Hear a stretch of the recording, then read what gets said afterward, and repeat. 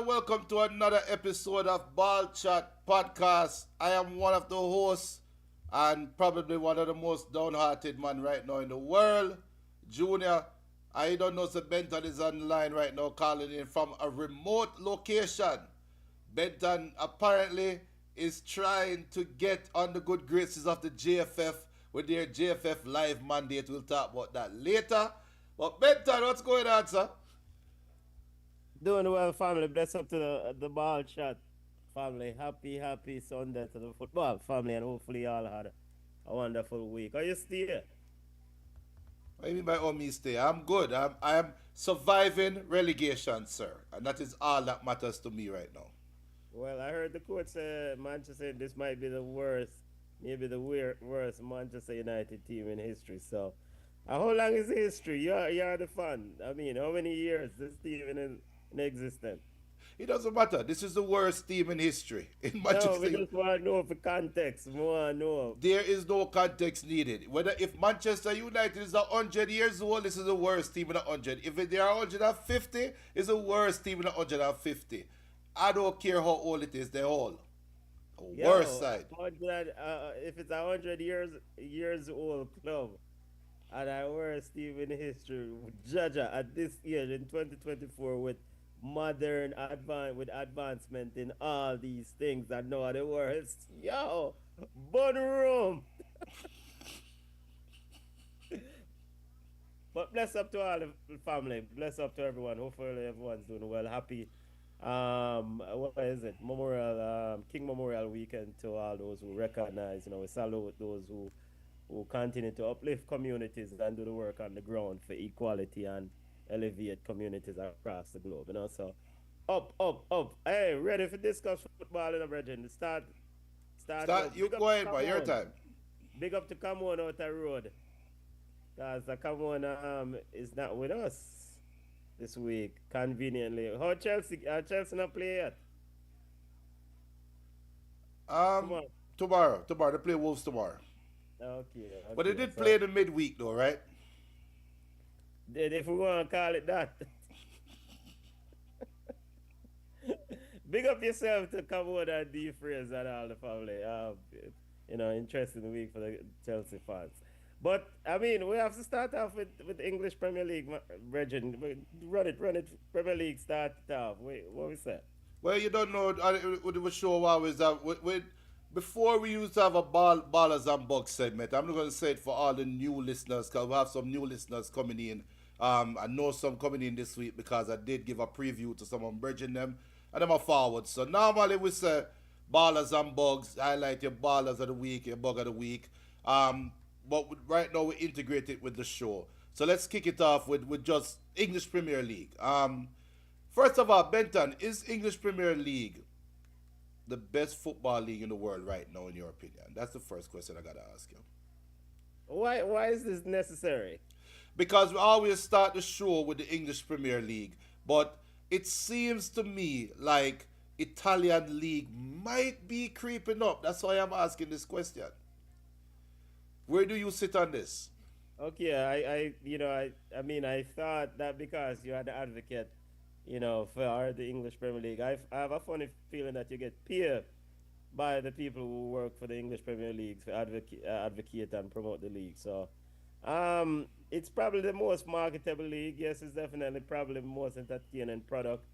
By best, I don't know. I mean, I don't know. Some side I get kick up. Any league of Manchester United and I get kick up.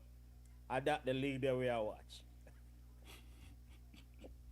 Just a big up to all the Manchester United bridging them who running, but the bottom line is that it's a very good product, and create the managers, the chief executive, and the ones who run the English Premier League, the clubs, they all have come together and make sure so the product is worth watching, because I mean you can look at the numbers. I mean, viewership, the amount of money spent are up significantly relative to other leagues. So by a lot of the metrics, I would say pound for pound, English Premier League is probably the best league in the world. Yes, I big up to Dalton. Dalton say hail men's ball chat. And him say, Bugs of the week is Junior for not wearing him suit today. Why? I can't wear a suit today, Dalton. I swear, I swear, I swear. Big up to BM. BM says greetings, ball chat. So let's kick it off with English Premier League, Benton. Um, I don't really want to start at the bottom of the table, you know. So let's just get it out the way. Let's just get it out the way quickly and done. Manchester United lost to Brighton today at home 3-1. And Ruben Amorim came out and said, we are the worst team in Manchester United history. Let 2 minutes on a bottom of the table team. What's your first reaction, your initial reaction to the game today, Bender? I mean, the manager said what? Maybe we are the best team in the world, and a part of it is just for context is that he said you want the headline. There is a headline for you, so it's a part of him needling the media, I think. Um, you know, the game itself. This is nothing new for Brighton. I think Brighton has defeated this team what 4 or 5 games on the trot. So it's beating stick this for Brighton. So this is nothing new. I don't know why we are surprised that Brighton beat this team. The previous encounter this season, when Ten Hag was the manager.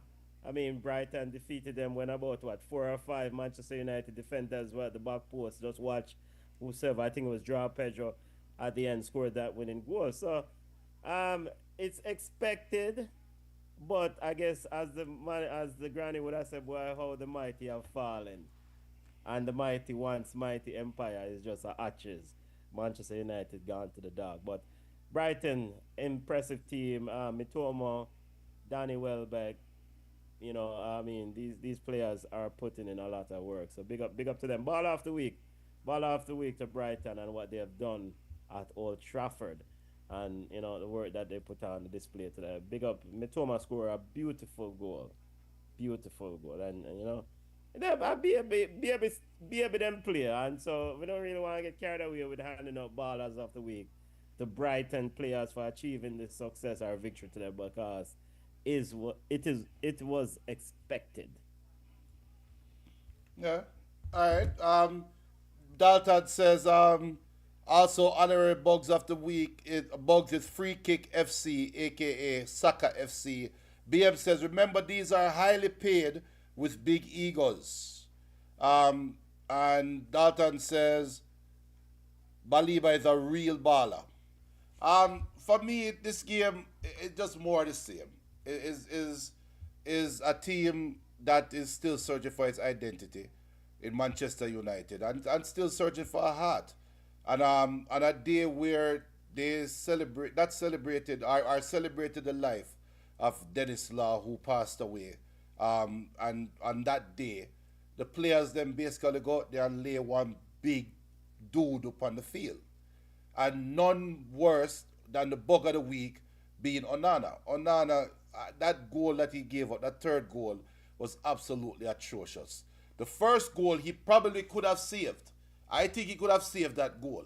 That wasn't a clean finish on the first goal. It's a good breakaway, good cross by Mitoma, but the finish wasn't the cleanest finish. He got two hands on the ball. I couldn't put it up, put it to the side. So Onana is the pinnacle of Manchester United struggles right now, and David De Gea is sitting down somewhere laughing, and Dennis Law just lock the door and just say, "Yo, we can't bother watch more of this, Done in Manchester United." But moving on, cause when I No, was but go ahead. no, but in the context of the week, um, Anana aside, Manchester United defeated Southampton, who is a bug team, is a League Two team, I think at best. But that team really ball Manchester United in the middle of the week and left so many chances on the park in up to the 70th minute, and end up losing the game through some exploits of one Amadou Diallo. And then so if going into today's game we said, well, yo, Southampton is the worst team in the English Premier League and played Manchester United so well for 70 minutes, what did we expect from Brighton? A much better, well-oiled machine. So, um, Manchester United open heart surgery, as Ravnik said years ago, what 2 3 years ago, still need to happen. I guess the cardiologist is still missing. I don't know what's going on. I don't know if Omarin is the cardiologist that they need, but it's it's desperate times, and hopefully management and ownership can come together and solve the problems over there at Manchester United. And talking about solving problems and identifying problems, Everton defeated Spurs 3-2. As we move on to another game, another bottom of the table game. Um, Benton, we spoke off air in our group chat talking about Inge and Inge Pasticla, whatever one name, Pasticlaglu, and his tenure at Tottenham, and is he the man? Is he the coach? Looking at where Tottenham is right now, and for all the bad things we can say about Manchester United, Tottenham is below Manchester United in the table, and they lost to the lowly Everton, who were toothless in David Moyes' first game. What do you say about Tottenham right now? Tottenham, I am on the side that Ange seat need to get hot. And even if Tottenham is looking to either something has to give. It's either Ange evolve, i.e., get a bit more defensive spine in the style of play rather than this open play, or B, them need to go for somebody who can give Tottenham a more balanced sort of, because you cannot play in the English Premier League and just open attacking football. I mean, Pep Guardiola in his first year in the English Premier League tried to play total tiki-taka football, total football, and was exposed defensively. And remember, Pep Guardiola, they were asked, does he coach? He was asked a few times in press conferences, do you coach defense at training? Do you work on it? And he got sarcastic and said, what are you talking about? How you mean we no coach defense? And I think some of these growing pains, Ange seems like him now really relent. I mean, Pep Guardiola evolved, got better defenders, also changed some of his tactics. Sometimes he went to a double pivot, especially when he played Liverpool in some of those more close later games where they end up drawing them at Anfield and at Manchester. But Ange is somebody who's, I mean, I understand the tactics. You want to squeeze your opponent and recover the ball upfield, but dog, when you make Dominic Calvert Lewin scoring on you, I can't remember last time Dominic Calvert Lewin scored a goal. That tells me defensively you are really in a bad place. And Dominic Calvert Lewin is not that he's a bad striker by any stretch. It's just that how he has really fallen off with injuries and other things. So um maybe Tottenham just man is cursed. I can't know if make of it. Because you can say the guy have some achievements based on his days at Celtic. Tottenham, I mean, he's not the first manager at Tottenham to fail. You've seen some of the same similarities with Pochettino, and i.e. that is they do well against more competitive teams, upper echelon teams, and when them play the bug teams, them flat. And to Ange defense, Solanke was out and Brandon Johnson, but you cannot, like the player James Madison from Leicester City, Yeah, a big money transfer, yeah. and he's so inconsistent. So whose decision is that to sign James Madison, right? I have to believe that Ange and the director, Levy, and leadership, Levy, must agreed on that transfer. And if you're gonna invest some money in that sort of player, you want to have consistent sort of high level performance from that player. I mean, I don't feel sorry for none of them over Tottenham, or except Yon Min Son. And whatever reach him. Because at some point you need to say, boy, if you're there with somebody and them not treat you right and you're not happy and you want more, you need to take care of yourself. Yeah, And go ahead, go ahead. And Son need to take for himself. Harry Kane I make pronouncement which player I would have loved to see at Bayern Munich. Son's agent need to make a call and just get him out of there. Because brother, this not work. I mean, I agree with you, and the thing that I wanted to highlight as because this kind of goes into multiple teams. Because we'll soon talk about Newcastle as we're really going from bad to Liverpool, right? That's what we're doing today. We started from the bottom of the barrel. I will Southampton aside. I will go into Liverpool, but at some point we have to ask the question though when and this is part with just a continuation of the conversation we had. When are we going to start blaming players? And when when we blame players, when do coaches? What is that line? What is that grace period? What is that time? What is the metrics that go into place before we start saying fire a coach? Because pretty soon you're going to hear people calling for Ruud van Nistelrooy's job at Leicester, and he's only been there for a cup of coffee so far. So when do we start saying that? And I think Ange is the perfect litmus test for this question because we all here. We started out with a joke at the start of the season saying that Ange he did say I win trophies on my second year, right? And he is in line to possibly win. He's in good position to compete for a couple trophies. What is you said Benton that his seat need to get hot, right? If by the end of February, if Tottenham is at position X or below and should be fired, what's the answer to that question? I mean, if they're sitting at anywhere right above the relegation zone, because it's a business. If you're sitting 17 in the 17, 18, 19, we don't say you're not going to be sitting in 20 because Southampton already have 28 lock.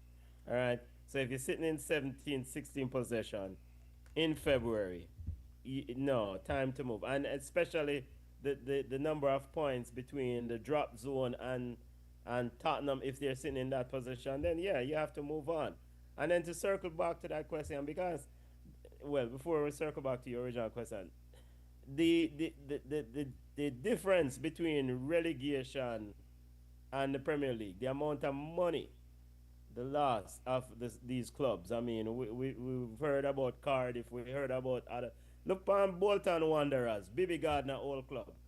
Yo, Bibi Gardner's old club from them left the Premier League, dog them suffer, aka they've been in a bad state of affairs financially. Yep. And last night look they were under some sort of administrator in terms of financial management and so that's how much it means you need to see in the Premier League for that financial commitment for that financial resource source you know how Portsmouth long as well. huh? I was saying Portsmouth as well. Portsmouth is Yes, another good we all forget example. about that. In fact, with them there, we all forget about that. Like we don't even know about them no more. you know. So yes, me I say so. I mean, if if if they anywhere near the drop zone, if they 17, 16, anywhere that in that area, February, them need to kind of say, yo, 50. We're they're in 15 now, right? Or 13. Let me check. I think That they're 15. They're 15 and Manu's 13. all right. Yeah. So he needs to chat carefully. He needs to be careful. Regarding the question about how long you give these players and what's the litmus test for your players and etc. When are we gonna start blaming the players? I think this is a balance, and I will say year one of a coach who have not secured the services of his players, right? You have some coaches come in before the summer transfer window and they start making moves on players, to come in the transfer window. Like Pochettino, when he took the job at Chelsea, he was already agreed in May, so he already started to be involved in the summer transfers, right? To my best understanding. Now, Chelsea fans can tell me that I'm wrong. No, after 1 year, I want to see improvement in my outfit. And this is where in terms of blaming the players, of- if players are selected by this new manager and these players are failing, then that tells me that this manager is failing because you have a poor decision, you have a poor sort of assessing talent or poor selection of who to bring in to play your system. Because from a managerial standpoint, you're not just come forward and have a system. You have to have who are best fit for your system to achieve the objective. So I after 1 year, I said manager's seat needs to be hot. Within that 1 year, it needs to be examined if certain targets aren't met. The players themselves is a little bit more difficult. You have to take it individual. It's like how Marcus Rashford, as a man who's supposed to be kind of a front and center now in terms of leadership at Manchester United, for him seat need to hot up. Him supposed to go on long time because clearly he doesn't want to do what's required of him to take this club to forward. You know, and as a senior guy, he's been in this club and he's well paid. He's supposed to be one of those high performers.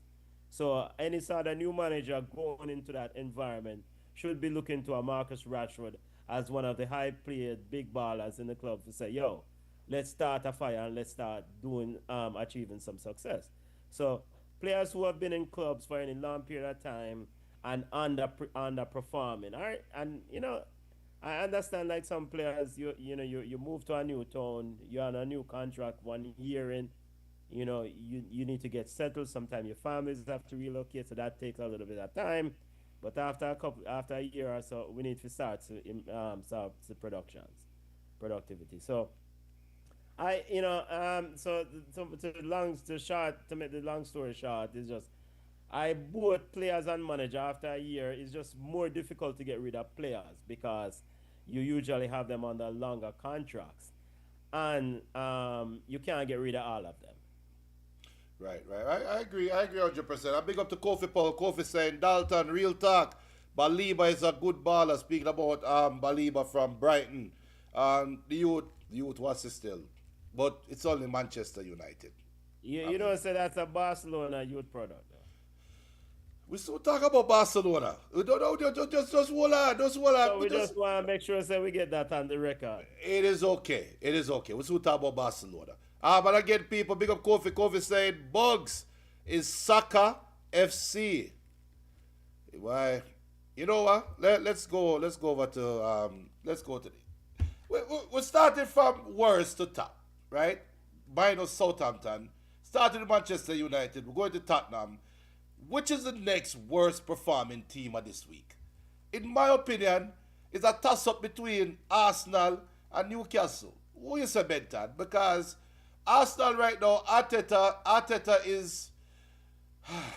Let's go to Arsenal. Arsenal. And I stand corrected.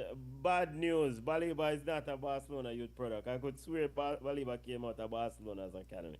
My apologies. My Where apologies. Baliba come from? Baliba came out of I could have Lil, sworn it's Lil. it says Lil B, then Lil. Youth was one club named Future Soccer FC. Then he have some place out of Cameroon. I could swear he came out of Barcelona, but I could have sworn he was a Barcelona product too, because I was even joking that Brighton turning Barca, what they call it, La Masia into Brighton B. yeah, maybe. So I don't know. I would have to go to be on the stats man can do some confirmation on that. But let's move on to another box side. Arsenal drew with Aston Villa 2-2. Arsenal in a tumultuous season, and I think Patrice Evra dubbed them the right name as you know what is that is Netflix FC. That's what we should call them. Netflix FC. Next season FC. Something like that. Because what the hell, Benton? You like for wax lyrical about Manchester United and their multiple failures. What would you say about Arsenal? I mean, somewhere in this conversation, there is a joke about Arsenal and hymns, the hymns tablet, or what the next one name? I don't know. I don't know the next tablet them for just teams that just can't function right and need little boost for function. There's a joke in there, mental. I just can't with ass and hymns. There's a joke there. I just can't put it together right now. You better tell me about Arsenal drive with Aston Villa, please. Yeah, figure it out and make we hear it. Make we hear it. No, because I'm going to wire myself. But Aston Villa came back and drew 2-2 with Arsenal, as Arsenal cannot seem to last a 90-minute stretch and keep it going for 90 minutes. They can only play for 2/3 of the required time, and they continue to disappoint their female fans, especially out there, as we see the female fans fleeing from the Arsenal community and going over to Liverpool because they know they don't have to walk alone. But tell me, Benton, Arsenal need a pickup. Wait, the woman that leave Arsenal and gone to Liverpool. I think that a joke. All right. Well, where to begin with the Arsenal Football Club? But maybe I will say this. Maybe we need to taper our expectations of Arsenal No, football. no. And hear me out. Please, may I beg you, Hear me now. You have trophy clubs, big clubs, standard bearers in the business. Liverpool are one in the Premier League. Man City are one. Manchester United was one. Arsenal none of them clubs the league when it comes to trophy. Because, hear me now, you can't tell me, say, Arsenal wants to win the Premier League and one player is injured and the whole thing get derailed. None of the other teams that are serious about winning the Premier League don't get their season derailed by one player's absence. If Mohamed Salah out right now, Liverpool will still be able to go. Man City, when they were flying, they were still able to go. You see me, I say, so, especially in the attacking third, and it's the same thing. It's the same thing every year. We have been there before. So basically, what I am saying is this. Let's put Arsenal where Arsenal belong. And Arsenal is a club where one step with the big boys. And the big boys are the clubs that want multiple Premier League titles. The Arsenal want to run with the big league, and they're not there. They are a Champions League qualifying club. That is their stable. That is their that is their standard. They're not too much better than Tottenham. Because it's not top four not too far from top six. And Tottenham is a top six or top 8 club. Arsenal, the idea of us putting Arsenal as a Premier League title contender because them come number 2, they finish second year in a year old. They still haven't addressed the fundamental issue. We still here from long time talk about strikers. Man forget striker. The man them have set piece goal them a look. Set piece and a Premier League them want to win, brother. And we take that club that seriously. Come on. In the context of the greater vision or the greater looking at the team from a greater scope or a greater lens, I agree with you. But in this game against Aston Villa, if I was to tell you that Arsenal would be up 2-0 and approaching the 60th minute against I don't care who they played against, I would not expect Arsenal as currently configured to give up the lead. And that to me, so we can talk about them needing a striker. We can talk about all these things that they need. But at the end of the day, it seems to me like this team is eroding. It seems to me like Arteta's voice is getting tired. If we sit down and joke about the stuff that Arteta says, blaming the ball, blaming a 1 in 100 game that Manchester United beat them, end up in penalties, and now coming back and drawing this game, what would the players feel? And if I am sitting on the bench, I don't care who I am.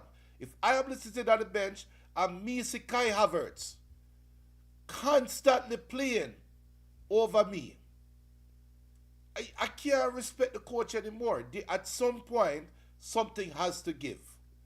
And it's so funny with Arsenal kind of take Unai Emery off the hook with this game because if they had maintained their lead and went away with the win, I think the question now would be more on Emery. I think the question more would be more on Aston Villa right now. Like, what the hell is going on at Aston Villa?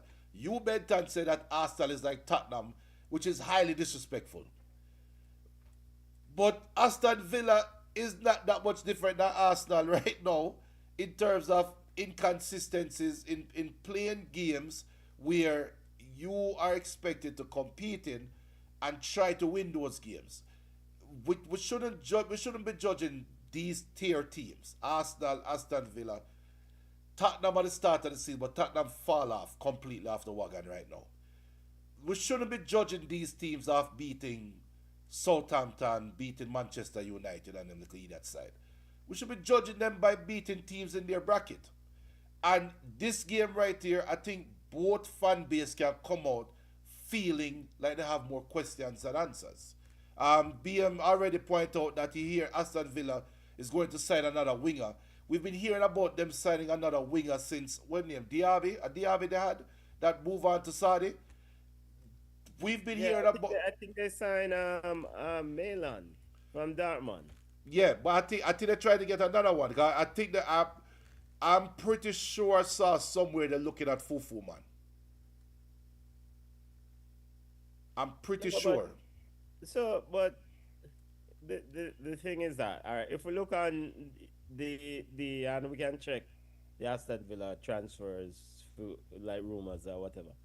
But the Arsenal point that we have, Arsenal in the so-called new age Premier League, and I will probably say new age Premier League since the recent injection of new ownership. So from starting when the Chelsea Amar Abramovich came in and injected a lot of money with Chelsea, and then of course you have the people over at Man City and Arsenal. I mean, Junior, you cannot Arsenal stand Cranky or whatever not Cranky what name Cranky or whatever name the owners of Arsenal the Colorado Yeah, yeah, brother yeah, yeah um um they are not or he's not willing to make the financial commitments to win Premier League titles since the injection of these deals.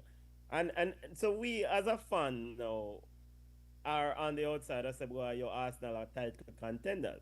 But when you look at the teams that are really title contenders, they have multiple layers of attackers in the final part of the field. I heard Arsenal supposedly looking to sign Zubermendi from Real Sociedad. Why is Arsenal even, if this is true, why is Arsenal even trying to sign Zubimendi? I mean, you already have a bag of midfielders. You signed Mikel Moreno. You need an attacking player. You need a player who, game in and game out, can give you goals and let the defense know that, yo, you don't depend on a look corner, look idiot set play goals. What I'm basically saying, long story short, the real Premier League title contenders, them now no tricks to play for score goals. Game in and game out. They have attackers when defense see their attackers running at them frost. Arsenal people say Kai Havertz score a ball yesterday with him hand. And I try talk about 3-2, 3-2. And then look at team. Big up Kai Havertz wife still. You know. Kai Havertz, yo, man. And then the Mikel Moreno has this expression say it's not a goal. But Kai Havertz a run over, I say a goal. I mean I said, but this is the attacker.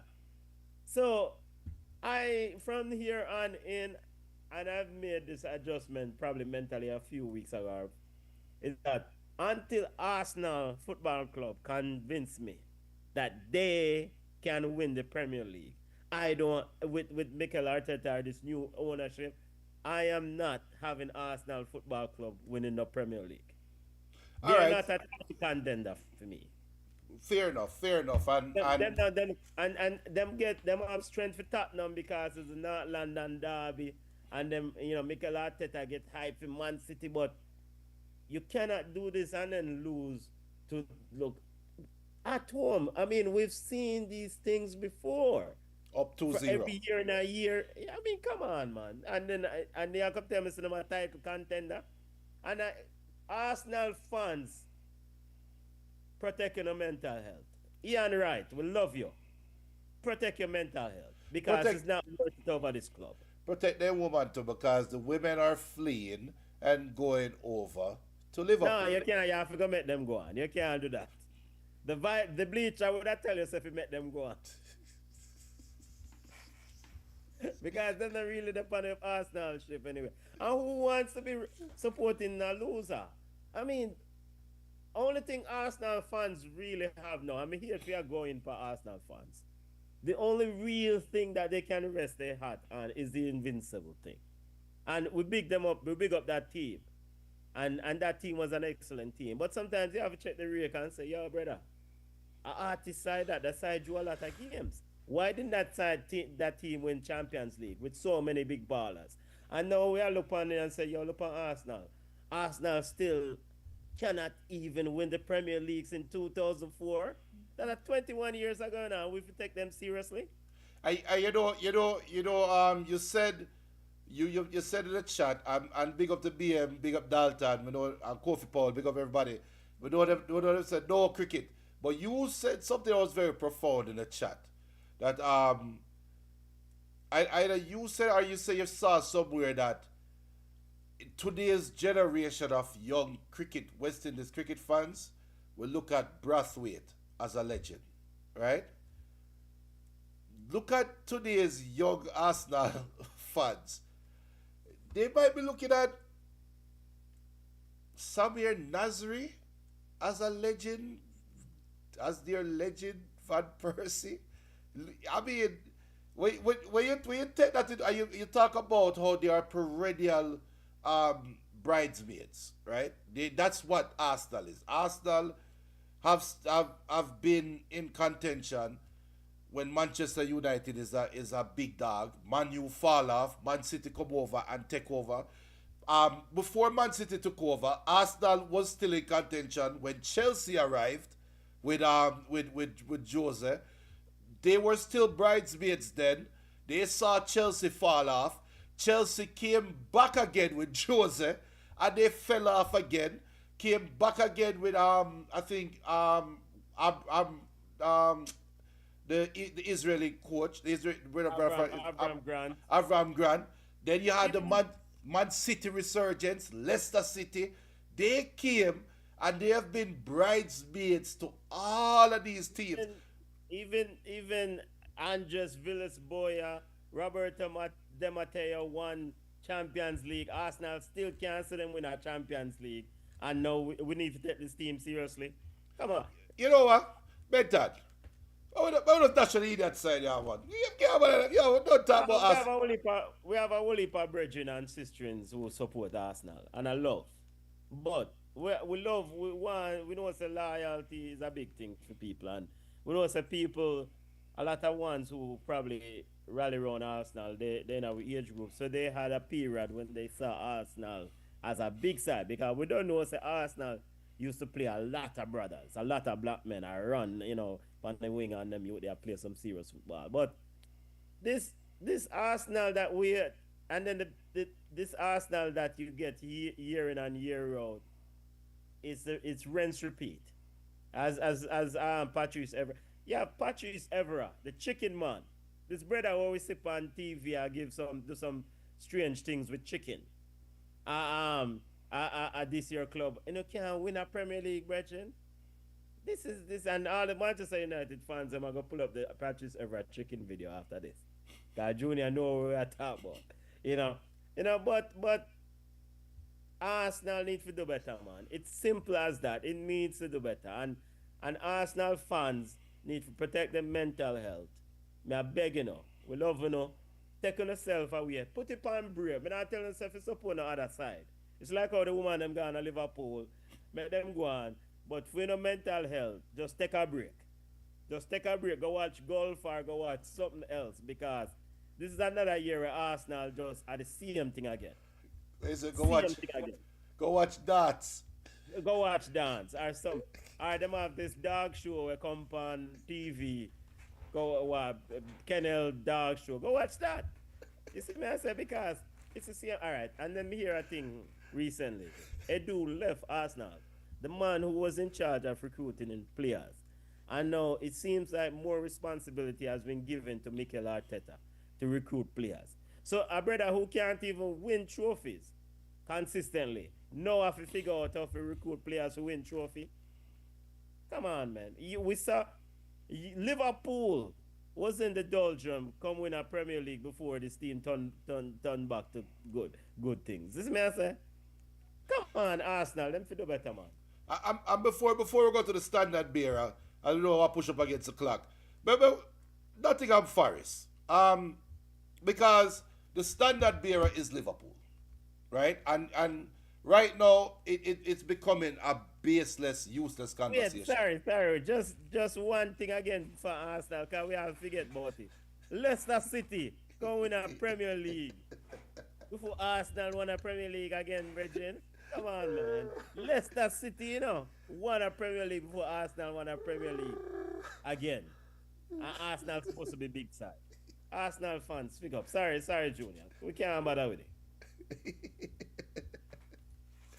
So, Nottingham Forest, could they possibly be another team that we're going to talk about that won a Premier League before Arsenal? Can we conceive a possibility that they can catch Liverpool as they defeated your Southampton Benton 3-2 as Southampton came to life in the second half, but it was too late after they were being down 3-0 as Chris Wood can't seem to stop scoring buck-up goals for Nottingham Forest. Can they catch the standard bearer Liverpool? They won't catch Liverpool. But what Nuno and Forest, right? First and foremost, Nuno and Forest are overachieving. Yes. Because they never if Nuno tells anyone that beginning at the beginning of the season they had them set for second in the Premier League at match day 22, a lie Mattel. Absolute lie Mattel. All right. Now I think for Nottingham Forest is that it's I think it's something similar to Leicester City. They don't want to win the Premier League, but here's the thing. Leicester City, I think, in 2015, 2016, found themselves in a position, they might win some ball games and themselves, rated, wait. Wait, with the up here so by ourselves. It's possible. Some teams drop off. Yeah. Some teams, and I think Nottingham Forest is in the same vein, themselves rated within a second. Some teams that Man City got. So, as the season progresses, what will happen is that Nottingham Forest and Nuno will say, let's see how long we can stay in this position. And if at the final, going in the final month or so, with a close or still in the same position, who knows? Liverpool drop the soap in the final month and you have a target and you go hard, but never, Nottingham Forest now win a trophy. But if they are able to make Champions League, because I think we have some money and say, at what week Nottingham Forest are drop out of the four and every week top four and every week come like we have to go move the money because we figure say this is the week they're gonna drop out and them continue to surprise us. So yeah, I did say that. I did say early that after the Christmas fixtures, I expected Nottingham Forest to slide, but they're not sliding. They're not yeah, sliding man, at so all. ball after week to them, ball after week to no. And I think most importantly though, I think Junior is that Nuno, Wolves, Saudi Arabia got into a bigger passa with Karim Benzema, I think, in Saudi Arabia, where he was pretty much moved out of the club because him kick off with Benzema and results. I know, I think in life sometimes when we get a second bite at the apple, we run with it. We're not Right. cautious. We just attack. We make use of it. And I think Nuno now is saying we stayed up last year in Forest, a second chance in the Premier League. We're gonna run with it, Yeah. and let's see where it goes. Ball after week to them. Yeah, I agree. And I think they definitely benefited from playing some games at the right time, catching some teams at the right time, and also taking care of them business. So Definitely hats off to Nuno. But let's talk about the standard bearers. Liverpool. Liverpool, like we said, they just continue to find a way. Um, Even playing against Brentford, winning 2-0 with two goals at the death by your big striker Darwin Nunes. Um, I asked disrespectfully if Nottingham Forest could catch Liverpool because I don't believe anybody can catch Liverpool. Is it that this year Liverpool should win at least two trophies, or should we just stay focused on the Premier League? No, I mean, I think teams like Liverpool or Man City or Real Madrid, those teams, them always have, especially when things are work, them always aspire to win multiple trophies. And so, based on what Mohamed Salah said, this Premier League is a very high priority for them. And, but Liverpool fans don't get it twisted, No for one never have no Darwin Nunes save no. Because no man wouldn't see those two goals coming. Yeah. Darwin Nunes, especially at the death. So, and coincidentally, I think there was news circulating that maybe they want to move out Darwin Nunes either this window or in the summer. And maybe it's that news where wake up Darwin Nunes make a significant impact because those two goals against are not a very not so easy, a very difficult Brentford team because the same Brentford team, Man City led them 2-0. I think was it what last week at the Beehive or B whatever they want to call it stadium, and they came back and took a point, and I had Man City on the rope, almost defeated Man City, and of course this is a place where normally teams go, it's very difficult, so if I'm mistaken, the game was played at Brentford. It was If played I at Brentford, yes, yes. It was played at Yeah. Brentford. So At the GTEC I Stadium. mean, yeah, man, Liverpool, you continue to win football games. I mean, Liverpool's position don't need no extra analysis. I think at the end of the day, is just I noticed when time ago in Liverpool a trail slot start turning to a look at nine, brother, I talk about clock, clock, clock, clock, clock. And every minute, I think what happened in the middle of the week? What I They played against another. That's something I'm going to bring up. They played against another Portuguese um, coach, and Slat struggled. Yeah, and so but I noticed him in that game. In that game, he was constantly, mentioning clock, clock, clock, clock. So everybody have a weakness, but I think this result was well, much needed for Liverpool Yeah, because we inevitably know that there is gonna be a dip, and I thought maybe there have been of course a draw with Newcastle and other results that wasn't 100%. So it's good for them to get those 3 points again. yeah, and they drew with Nottingham Forest 1-1. Drew with Nuno in the midweek and come back now and beat Liverpool and beat Brentford at the end. I agree with you, but you see the thing is, a drop for me, and everybody know I am the number one Liverpool hater on this earth to know most people on ball chat. So, if it's something when I'm going to say this. I will never look at drawing with Nottingham Forest as a possible drop. I would never look at dropping points to Newcastle as a possible drop. Those are teams that are expected to be in somewhere in your vicinity within the year, right? The drop will always be you lose points against a bug side, and then what do you do when you come back and turn around and play the next game? You better forward back and put on a masterpiece, right? So they are not having that drop. And there are, like I said earlier, there were times where we saw where a drop could possibly be on the horizon. But as we look at the table, with Liverpool ahead on 6 points, ahead of Arsenal with a game in hand, um, they can afford those bad games. They can afford to have those drop points in between because nobody around them is catching ground. Nobody around them seems to want to make up ground. We don't believe in Nottingham Forest. So big up to the Nottingham Forest fans out there that are saying they are catching up, they are taking advantage. We don't believe in you. The Arsenals of the world we don't talk about already. Man City beat aside 6-0 today. I don't know what that is. I don't know if that means Man City is back. I don't know. Because I saw Ipswich getting couple chances against Man City. So Liverpool can afford those little dips in form as long as them forward back the next game and have somebody like a Darwin Nunes that they can deploy and score. 2 goals today in the last minute, and then probably don't score again for the rest of the season. But those 2 goals today would be pivotal because it got Liverpool back on track. That is what they are depending on.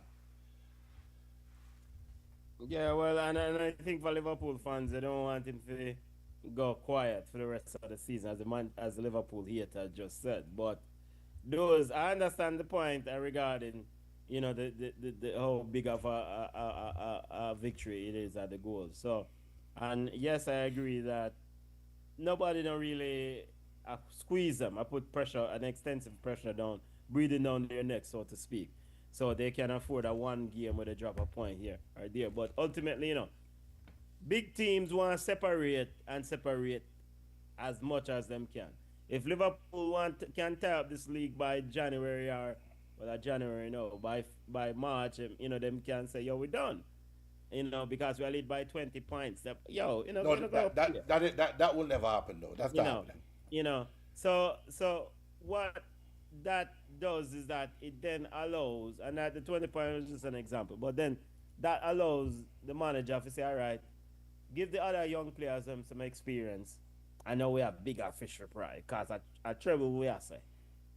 Yeah. Treble we are say. Champions League, big years trophy, Champions League, Premier League, and creep up everything else in England. And just for reference, Liverpool will be playing Ipswich next. Then they travel to Bournemouth, the rescheduled Merseyside Derby. Everton will be hosting Liverpool February 12th. That's a big game. That's a huge game. Huge game. I think that's going to be a huge game. Then they play Wolves. They travel to Man City, which is another game that is tricky for them. And they host Newcastle. Then after that, Southampton, Aston Villa, Everton again. I don't see much landmines. They have Chelsea, Arsenal towards the end of the season, but there isn't that much landmines left. So I see what you're saying. They could definitely have this thing wrapped up by early March. All right, no, salt up among them. Just met Liverpool fans. Ignore them target. Just continue game by game and keep moving. Slot continue stay in what in farm at press conferences and keep doing what you're doing.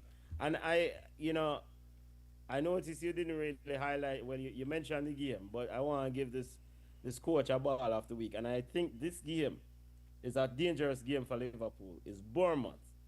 That game after Ipswich and Bournemouth butter bruised Newcastle this weekend, gave them 4-1. I think Yes. with Justin Cliver with a hat trick, and they could have given Newcastle 6-0. Yes. Yes. I mean, Yes. that's how Adoni, the head coach at Bournemouth, Adoni Ariola, gets a ball of the week for me. And I don't know if you heard some of the comments I said about him, but and I posted about him. This brother has achieved victories against some of the big managers them this season. Yeah. You I, know, I, I saw that. Yeah. yeah, big managers them this season, and he's also missing some. I think I read somewhere quite a few regulars in this team. About 6 or 7 regulars in his team. But what is Bournemouth's MO? What is their identity? It's a hard working football team. And we saw that pound for pound Saturday morning against Newcastle. That team had Newcastle seriously working for every ball. Yeah. That the pit bull in the midfield, Christie, who picked up a yellow card, Bruno Guimaraes didn't want anything to do with Christie, because of how physical and how hardworking.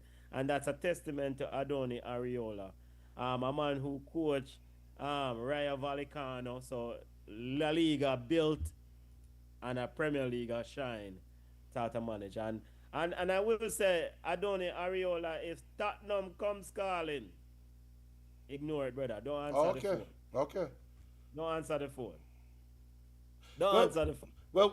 and the question is, why would he leave for Tottenham when he's 6.6 positions ahead of Tottenham right now? Bournemouth sitting at 7th, and they are one win away from cracking into the top 4.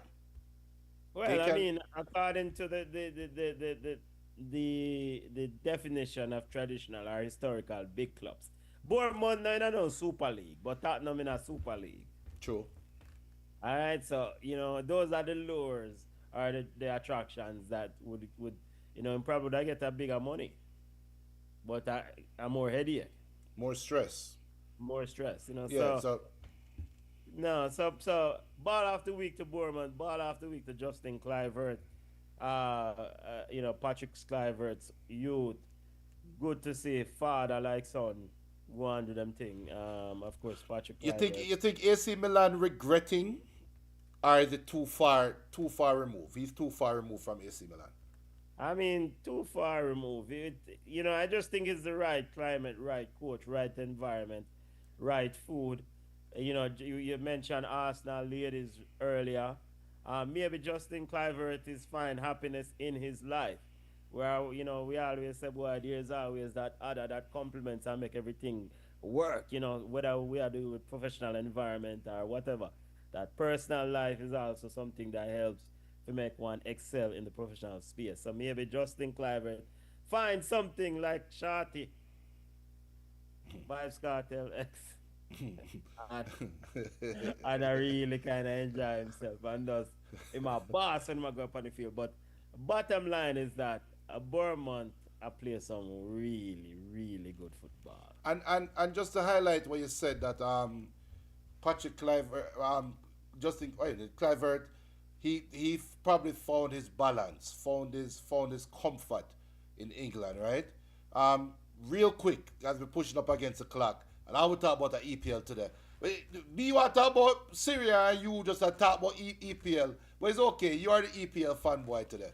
Um, Real quick, Menton, talking about finding your comfort and finding a place of happiness, and one get to perform well when they are in a happy place, right? You 100% agree with that, right? So until I get other facts, these are the views of Junior from Ball Chat and Junior only. Dirty Sierra Guardiola, come on down. Come down. Mistress Guardiola, we've seen reports that Pep Guardiola has settled on his separation from his wife. Actually, Sarah, however she want to name, of 30 plus years, the man married to this woman. And the report is saying that Pep, they are separating because she thinks he's too committed to football. If that is true, Benton, you tell every man from Ball Chat right now, say, I am wrong for calling the woman dirty, wicked skirmish. Tell every man that, Benton. Yo, you get the bug of the week for them, Tade. We love woman. And We love woman. We love real yeah, we woman. appreciate all the empress and all the queens out of word. Ball chat, those views don't represent Junior. Any man who a while of the woman, them don't love woman. That's why we have to send How them down a wickedness that, Benton? we have to Wickedness send that. them a we have to send them a midtown. But jokes aside, um the relationship aspect, I mean, I really know. Sorry, I don't know if you finished your talk. No, but don't. I set you up, son. Go ahead. Tell I everybody mean, says you nah, right. set up. We just have a bug of the week. I mean, 30 years of marriage or whatever it may be. I mean, whether it's 30 years or a day or 6 months or whatever. Man and woman thing and relationship thing can go sideways. We don't know. We are big people. Yes, yes, And yes. and ultimately, Pep Guardiola is a brother who I do him thing and she I do them thing, she I do her thing, and them have them youth and them, them. Me not think say me not take no side in this, and me not call no woman the bug of the week or his wife the bug of the week because me know say boy I can envision when him down a road, I probably do a whole heap of obsessive football thing. I see their yard. I make sure the youth them get take care of school and rare. And that's the agreement them work. You may not know how them thing work. So she a get fair cut of the money right now and all who bad mind her and a bonfire against her. What I tell no say, go. Cause she put in her 30 years. She put in her 30 years of work. So when she go find a such and such and I one of the mansion she enjoy herself because she put her part. So all of the woman them big up on herself for putting Better, her part. better. She got with she they settled on more than half of Pep's earnings. Well, I saw if you go. I saw if you go, him have some left. Cause I see you take care of the youth them. I saw if you go. I saw you go. So you go, man. Your brethren, me tell you all the while, I saw the man and woman thing go. And if Pep, as a man who as wealthy as he is, and make his now or soon to be spouse, me not give no marital advice. But me know say Pep, as wealthy as he is, should have the best legal counsel in the world. At least Right. the best legal counsel money can buy. And him make somebody take more than half. Then it's something either him want to give, him legal counsel want to give, or is that because there's no way I believe that Pep Guardiola and his with his wealth and legal access to legal counsel can can can give up more than 50% if he don't want to. And fun and joke aside, there must be more to the story. If there isn't more to the story, then I stand by my comments. But there must be more to the story. Like BM says, Junior, it sound like him start go back road. There must be something else there. There must be something else there. But to say that you met this man, But Junior, the man sorry to interrupt, the man no live at Barcelona. I'm a coach ball game. I mean, that but it don't have to be no back road thing. The thing just the thing just move away.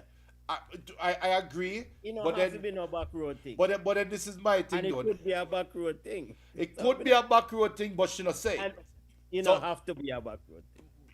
but then this is my It's not thing a though. Michael Antonio cause him not soft. But Big but up this Michael.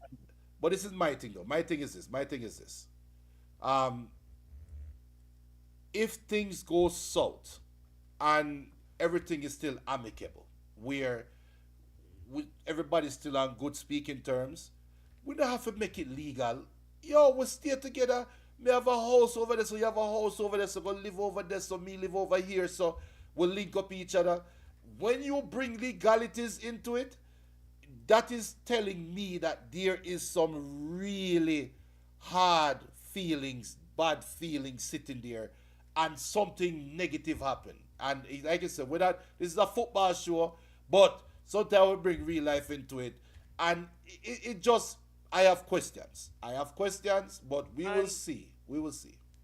Mr. Way I say, but and me know say we want to move on, but I understand the legal aspect of it because if you their co-corner and she their ex and you their wife and if legally things still depend on paper, then one end still have a legal responsibility. You see me Yeah. I say no once you sever the tie legally. We can still me know people who go separate ways who divorce and them still are bridging and them tight like glue. In fact, them enjoy each other more than how them did married. Right. You see me I say Right. so and what I say is that without that legal requirement, so that's where the legalese come in. And according to some reports, them just go apart. Why she want to move go to go live and build and do charity work like Mother Teresa? And the next thing you know, Pep, they are Man City and need him wife to come take care of because of these legal requirements. We have some pitney you can go and talk to them. You see what I say? So the It, legal, the legal, the severing the legal ties means say you know obligated. Them probably do it out of the goodness of the heart. That means that me not have to have no death preparation for you. Me not have to take care of you when you're sick or you're dead or whatever. Me not have to, you know, because all of them things are in the legal aspect of it, you know. So well, we will see, but that might help to explain what could have sidetracked Pep a little bit. no, Um, sir, that not have nothing to do with it. The Pep just the stupidness. That not have nothing to do with it. I don't believe because I think that this is not just a one day thing. This is a long time coming because Pep they are Man City long time and one thing that has been abundantly clear, his family to my understanding never moved to Man City with him. right. Them live at Barcelona and him they are Man City. So the man pretty much a function without a right now. So I mean him just do foolishness in the bad run and to that end I mean I just saw it go. I mean but as some man and woman things go. Yeah. So yo Well, people make sure to subscribe to the channel and smash the like button, you know. yeah, sorry. I run the show today, so normally Benton said that a million times. Make sure you subscribe button, people. Subscribe. But real quick, we go over La Liga real quick, Benton, because you talked about Barcelona earlier. Barcelona only seem to have strength for one side, and that's Real Madrid. As Barcelona is sitting 7 points behind Real Madrid right now as Real Madrid defeated what in here? Las Palmas 4-1 to the um Kylian Mbappe Benton. Killy. Are you one of the people that are going to apologize to Kylian Mbappe? Apologize for him then I didn't work. He wasn't doing his what was hired to do. No, he's doing it. We say it's about time. It's about time. I mean, but he's playing very good football and I think most importantly, it seems like he's enjoying himself. Yes. He's not making the game more complicated than it needs to be. And I think when he got to Real Madrid, he was forcing it a bit. And you know, I just say, go. You know, interestingly, me here, Carlo Angelotti. You see, old people, some of them. Carlo Angelotti is a fiesta brother sometimes. You know, when in my press conference, he said, you know, conveniently him here what the news was how Real Madrid look bad. But him say when him look on the table, he not look bad. Him see a side where they on the top. So why him never met them talk the last week when them a drop, them a get fixed up. But this week him running, eh? Yeah, because last week when I look at the cup table, they weren't where they wanted to be. No. But that is Dan Carlo. But I think Dan Carlo, I don't know if he has survived the week. I survived this tumultuous period at Real Madrid because you cannot get fixed up by a major rival football club Barcelona twice in embarrassing fashion and still remain the head coach at this club. So are you going to put yourself on record and say then that if Real Madrid still win La Liga title this year, you expect them to have a conversation with Don Carlo about the job that he did this year? Yeah, I mean Florentino Perez just got re-elected another 5 years uncontested at president at Real Madrid. Uncontested. That means no other club member, no owners, no associates felt like them have the cojones to go to Perez. So there's only one Don at Real Madrid, and that is Don Perez. And ultimately Carlo Ancelotti has won a lot, but he was also sacked by Real Madrid. So Real Madrid is not averse to firing anybody, and I think at the end of the season they will take a look because they recognize that they haven't fully replaced Tony Cruz. Right. They recognize some of the shortcomings defensively that they need to address. And so, you know, Don Carlo is a very good coach, but he's not Jesus. He can't turn water into wine. And Right. and defensively, them still have the same defensive frailties. So this and that might be the issue that come back to bite them in the butt because even though they might be on top of La Liga, there's another club in Madrid, Atletico Madrid, who's really making a strong claim, a strong statement to win that league this year. Funny you said that because they lost to Leganes yesterday 1-0. So, Real Atletico Madrid, they let's see how they, because looking at the upcoming fixtures for Atletico Madrid, they play against Leverkusen this week in the Champions League, and then they turn around and host Villarreal next week. So it's going to be a running. Real Madrid, they they are going to they are Atletico Madrid and Real Madrid. They're going to play again February 9th in La Liga. So there'll be many more games to be played after that in La Liga, but that's going to be one of those true 6 pointer games. And looking at Real Madrid's upcoming fixtures, I don't think they have another class. Yeah, they have to go to Barcelona on May 11th. So they Don Carlo will get his chance to right his wrongs. That's what I'm saying. No, but defensively, for Real Madrid, they have problems. It's not. I wouldn't even worry about Barcelona if I'm Don Carlo. I worry about them look at tiki sides because Valencia, Valencia won 2 games early in La Liga, and Valencia had Real Madrid like a rag doll a few weeks ago. Right. Defensively, I mean, I think this was a game where what's his face, Vinicius Junior got a red card, and I hate to bring up Vinicius Junior, but Don Carlo also have to sit Vinicius Junior and say, cut out the childness. They always complain to the referee about fouls and all them little thing. It's not everything you need to get involved in. It's not every conversation. So really, Real Madrid actually might need a leader, a captain on the Yes, field. yes, yes, Who yes. can Lucas Vasquez, the man he might have the armband, but he's not Danny Carvajal. Cause when Danny Carvajal up on the field, him say, yo, go over there. So that's that. You know what I'm saying? Um and so that's probably something that Real Madrid needs. But defensively, the centre back issue them needs to take care of. As a And football club, Barcelona, brother, yo, I one side them are strength for. And Hansi Flick is just all the fanfare about Danny Olmo. Them couldn't him couldn't score a goal this week. But yeah, registration and this and now him, so I don't know, man. Me know what they said the Barcelona diehard fan Donald big up himself quiet from last week. We need to check for him. yeah, that'll only run in. That'll only run in when Barca is on top of things, and it's very unfortunate because it makes for poor it makes for poor banter. It doesn't make the banter fun. But Danny Almo, that's a whole other argument right now, and we will see with Barcelona. Let's go over to Syria real quick, really quick before we go to Yawd Ballas. Over in Syria, Benton, Napoli transferred them big baller to PSG. And what did they do? They turned around and did what? Continue winning.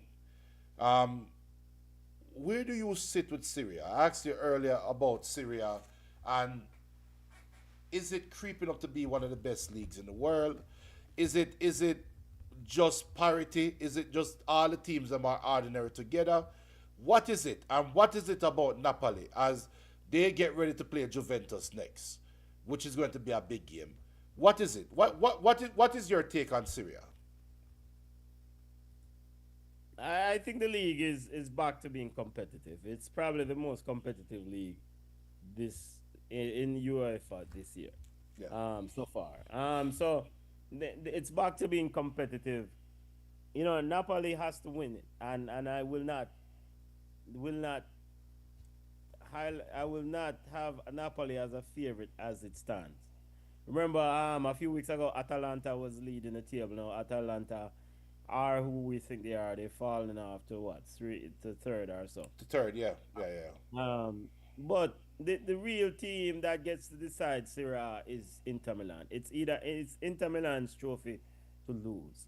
And I know there are Antonio Conte fans out there who say, well, once Antonio Conte doesn't have any other thing to worry about, he finds a way to win. Now, that may be true, but in the same vein, the puzzling part of it is that Napoli has gotten rid of its two most prolific players Hmm. that led them to that Scudetto title. In Osimhen is on loan at what Galatasaray. I envision he won't be back, and now the other brother Coast Kevika cover, yeah. Kavika gone at PSG. I mean, how do you do that? How does Kavika go to PSG in January? I mean, that tells me that that player just say, yo, me no want there no more. And what happened? What Antonio Conte made your probably best winger who decide one of the best winger decides him no want to stay there no more.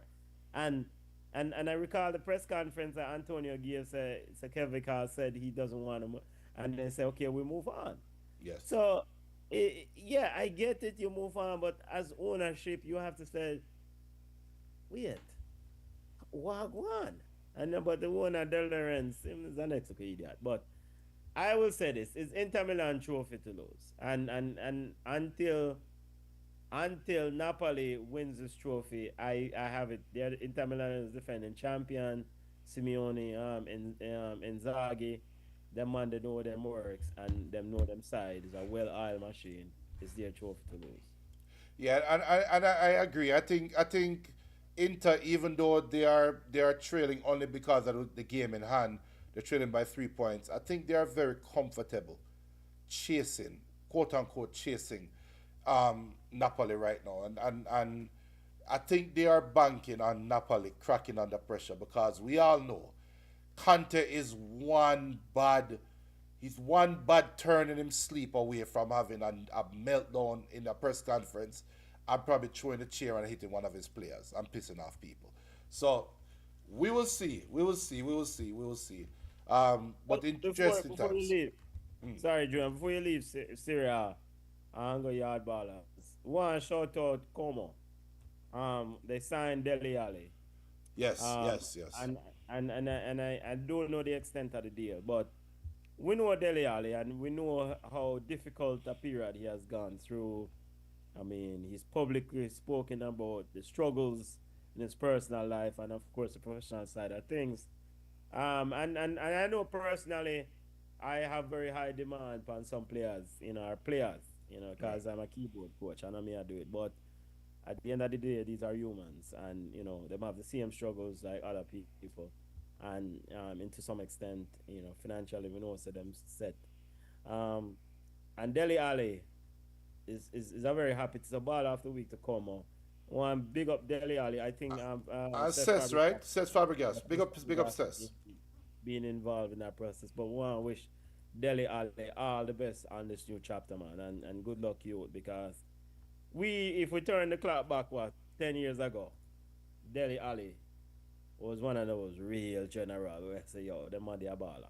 And the next, It- he yeah, Dele Ali was Jude Bellingham before Jude Bellingham.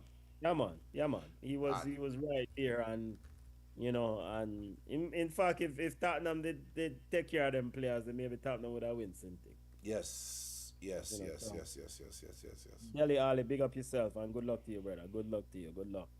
Stay healthy. Stay healthy. Stay healthy, Dele Ali. Mentally healthy. Stay healthy. Speaking about mental health and staying healthy, let's go over to Yard Ballers. Benton, Yard Ballers report, you don't know, we talk about all things Jamaican football. Uh, we're in the the transfer window right now, and I want to big up Corey Corey Corey Bennett, Corey big up Bennett. Corey. I don't know why we draw a blank trying to pull him up here, but We big up, want to say Corey Burke. I promise you that was coming out of mouth. I never stop. But big up to Corey Bennett signing over in why anybody sign Benton? Al Nasir over in South Car in Al Nasir SC Me, I must say Al Nasir, South Carolina. Al Nasir SC over in Kuwait. Corey Bennett has made a record transfer to Al Nasir, and he started. Well, not started. He played in Al Nasir's game on Tuesday night. Big up to Damon Priestley of Damon FIFA agent to orchestrate some of these deals. Corey Bennett deal, his Corey Bennett agent. Also, I think he's also involved in the Damian Lowe. Was involved in the Damian Lowe transfer to Saudi Arabia. So, Damon Priestley, he's one of those agents who's on the ground, making connections, have a very good track record of moving people, moving players into leagues that they can take care of themselves and family. And Corey Bennett, I am happy for Corey Jr. I'm really happy with somebody we spoke to on Ball Chat, a real humble youth. In fact, we're going to get him on the show again once he gets settled in at Kuwait. But, Junior, you know how far Kuwait there from Yard, brother?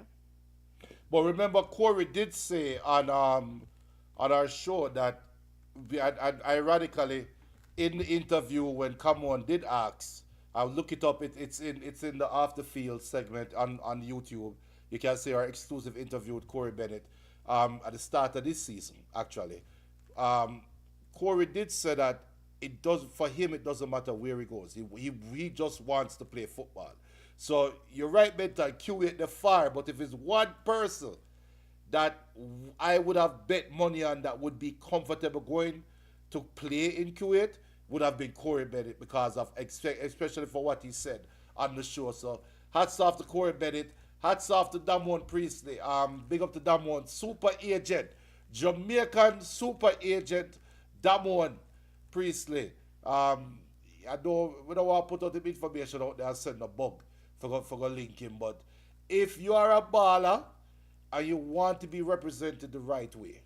And we always hear about the agents and in international professional sports and how they just in it to make money. They don't take care of the footballers. Some agents out there are real agents, real people, and Damon is a person that we all know personally on the show, and we can vouch for.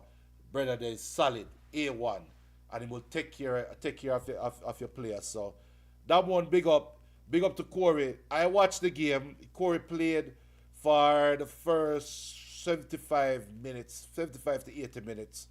Did well. But Benton, I'll tell you one something though, Benton. Um, Watching the game, I think Corey going to score a bag of goals because the man is so bigger than everybody, brother. He looks physically more imposing at everybody on the field. So I expect Corey to score a bag of goals over in Kuwait. And let's see, he might end up going somewhere even closer. You never know, right? Yeah, man. Big up, big up. Good luck to him. But is a player who does have a knack for goal. We saw his exploits in the USL, and that was something that was one of his main attributes. Is a youth we don't need a lot of opportunities. He's not the same as Rasmus Hajland at Manchester United, who need quite a few opportunities to convert one. Corey Bennett will score from limited opportunities. So, baby, Manchester United, if you make a call, because they need a goal scorer. That one, I know you're listening to ball chat, Manchester United will be needing players, so maybe you need to go over there and say, make a case. But you know where we where Corey could have really helped us side. He could have got Arsenal. I mean, why not? Of course. I mean, they need a goal scorer. He's a Hell goal no. Hell no. No, goal we don't want scorer. we don't want Corey at Arsenal. Let's salt up And the that, man, brother. that, that, that would be good. Maybe Arsenal ladies them would have stayed. Um, but good luck to Corey. Corey will a reason with you. Definitely proud of your work and continue to do your work, man. Go on do your work. Definitely, Um, definitely. and well, also highlight this other player, Junior, before you continue I, Yard I, Ballas. I bet it's the same player BM just talked about, but go ahead. Want to highlight this other player, Malik Yo Howell. Oh, I on don't know him. how Next one. Go ahead. BM talk about. No, no, no. Because Yeah, go ahead. because what happened, Junior, is that Corey and Malik both played together at Las Vegas Lights FC. Yes, yes. Um, as two yard men, you don't know how you go. When we go in our space, when we go in our environment, we look for people who we know we can connect with. And I think Corey and Malik really connected. They took care of each other. They help each other. And I know Malik is very happy for Corey to move on. But I know that Malik probably feel a little bit miss my dog because right now I just me alone in this space. You know, so just Malik, he re-signed with Las Vegas FC, Lights FC, and hopefully we get a move to Kuwait or another big league and move this thing. But in a wherever we work, we always want to have people around us who have our best interests and look out for us. And I know those two players, them really look out for each other. The man them, when you have people there in a space, them say, yo, we are gonna look some, them go look, ask deal, them cook, them take care of one another. Yo, you eat food already, right? And Yeah. I know, and I guess that for Corey now in Kuwait, he will now have to find a connection who are gonna have look out for him and just make sure him go. That one, probably put him in contact with people who can do that because it's not easy. So Yeah. big up Malik, big up yourself. Big up Malik, big up Malik. And the player we were talking about was Junior Fleming. Junior Fleming scored a goal. I think his team, Ajman Club in the UAE Pro League, I think they defeated the reigning Champions League, Asian Champions League champion. I think they beat them 3-1 and Judah Fleming scored the third goal. So Judah Fleming did well this week, scored a big goal, and that's what BM was talking about. Trying to have the highlight in that. Big up to Marco. Marco said big up to Liverpool FC flag bearers for English football. And Marco said more forward on the show. And I'm going to tell Marco say anytime I'm ready. So Marco, anytime you're ready for next week, anytime you're ready, Marco, just forward and then we'll talk. But we're still in the Yawd Ballas segment right now in the Jamaican Premier League. Humble Junior Lion. Football Premier League. Sorry, Junior Fleming, you're a namesake. Yeah. Um, is it strange that Junior Fleming, because I saw come on send that big up, come on send that goal. Yeah. Which part in the now UAE Pro League? Yeah, UAE Pro League. Remember, turn the clock back. Junior Fleming was and UAE. Then big up yourself, Junior. Big up yourself, Fleming. He went to France for a little bit, right? Toulouse, yeah. We went to Toulouse, yeah. I know UAE in there. Cha Yeah. cha. But yeah, and I'll leave that up to Damwon. Damwon probably can tell us more about the luck that some players need to have, and especially with Junior. Remember, Junior went through the incident with my boy, London Donovan. London Donovan, Phoebe Man, side, yeah. the B man talk because Right. him, yeah. So that kind of cut him off from a whole hemisphere of football. And I don't think you'll ever see Judah Flemings playing in America again because of that incident with London Donovan, right? So yeah. And BM talk about we should be seeing Judah Fleming should be getting a national call up soon. Does Judah Fleming play a position where he should get a national call up soon, Benton? Everybody, we don't have. It's not like we don't have no position where we're locked. I mean, the team Jamaican, the only position in a Jamaican men's national team that is locked is Andre Blake's position Okay. and Ethan Pinnock position, even head of state position we put them. So if Junior Fleming can come and contribute or compete with the right wing or the left winger forward, because Demari Gray, Leon, well, I don't know if it's Leon Bailey or Cephas or whosoever. No man position, no position to put down for no man.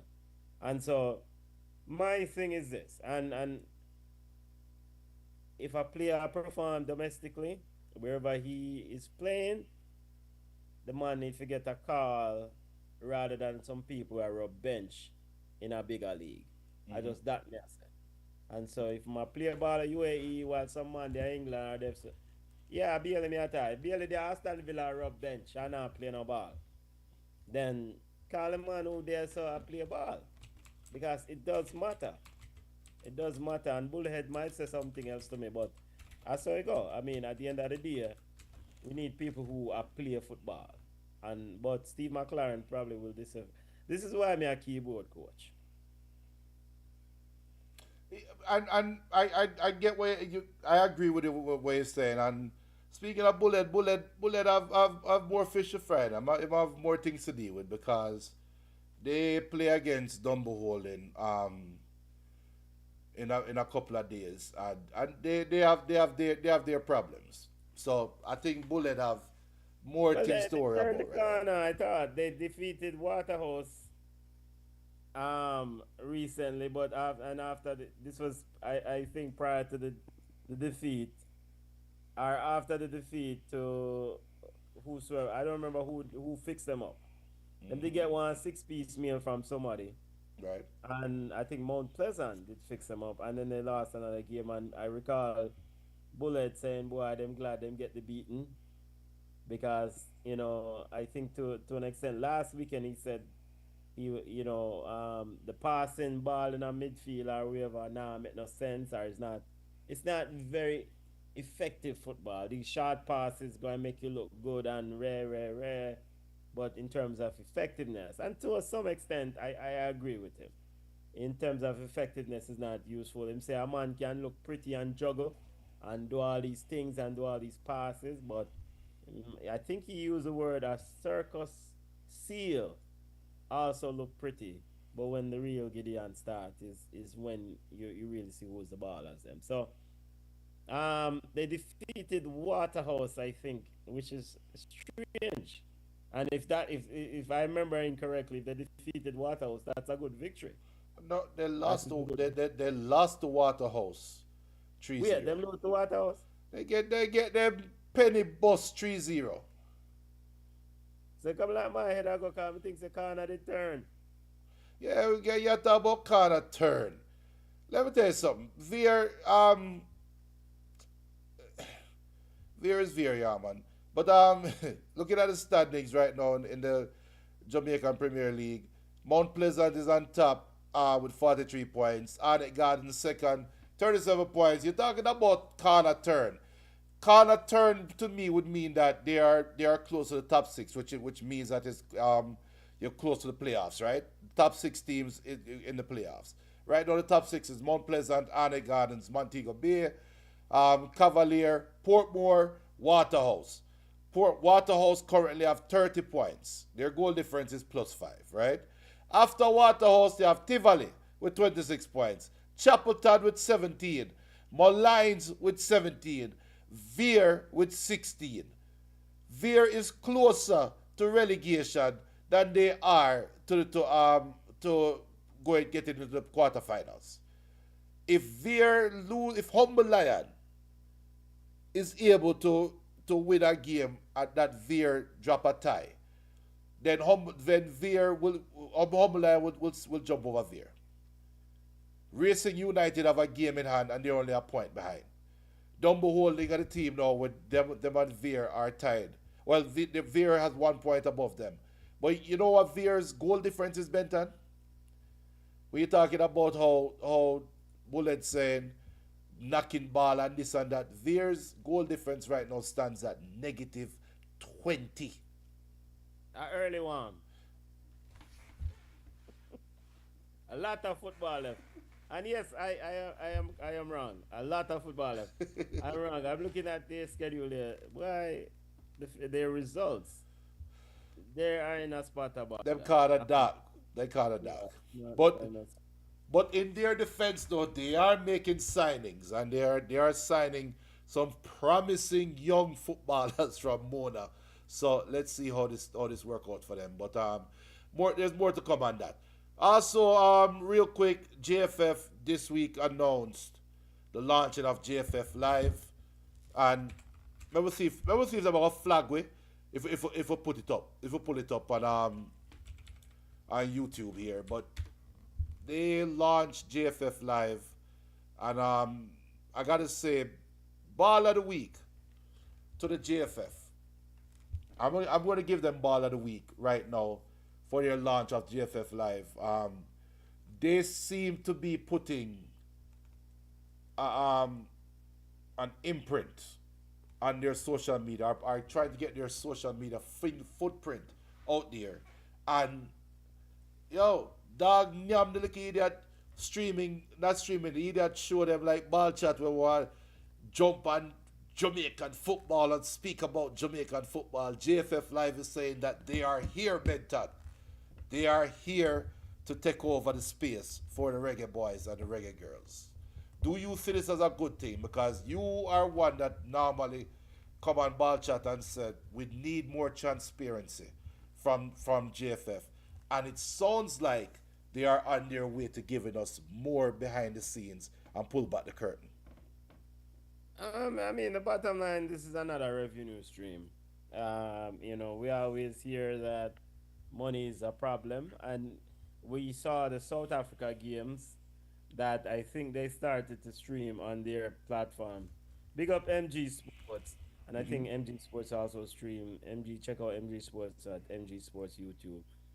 Um, and so to that end, JFF is looking now, trying to probably start streaming some of those games. Now, my ultimate thing is that they said that I think it's gonna be $9 and $10 a month, US dollars a month for subscription to JFF Live. I am sorry, but I am not paying $10 a month for subscription to JFF Live. Uh, Those are the views of Benton and not the views of other Jamaican fans. Go ahead, Benton. and that's fine. That's fine. I'm not paying $10 a month to sub. And there's no content that I heard in the launch that is worth me paying $10 a month for US dollars a month. No, to I think it's they have a collaboration going with a streaming partner, and big up the marketing manager. I'm forgetting on her young lady's name, and the streaming the guy who's doing the streaming setup, who spoke at the launch along with Simon Preston. Um, Now, big up to all those who hosted that press conference, and shout out to them. But they said, and I think not they, someone said in the press conference, correct me if I'm wrong here, Junior, that Mhm. there will not just be an streaming access with this $10 a month subscription. There's gonna be behind the scenes access, passes. Me not know. Did they go into more details? Does it mean like you get access to the locker room, access to players? What does these $10 a month get you? Because it's hard for me to see that JFF channel, which is gonna be providing Jamaican football content, is $10 a month when those games, those meaningful games, are already in a TV contract, where that TV contract people have a subscription for ESPN or whatever, Fox Sports or whatever, Paramount Plus. So JFF can't really show certain games because that's those games are already locked up in a TV contract. So the games that they are probably looking to stream are those friendly games like the South Africa game and etc. That are $10 a month content that Well, for me. and you know what? Big up It's BM. true.